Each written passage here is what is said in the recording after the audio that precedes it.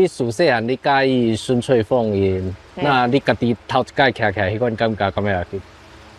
就是哇，原来有一天我嘛会当有机会成为我梦想中的样子。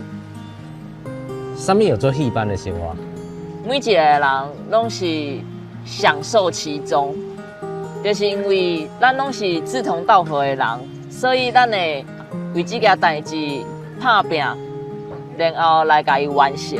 啊，完成了，迄个成就感真正是欢喜的。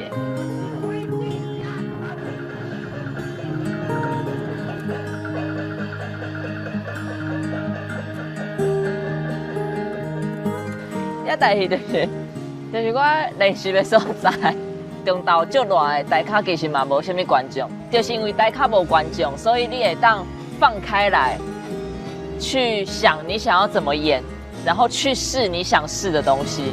人咧讲戏班的生活哦，就是倒位有演出就去倒位。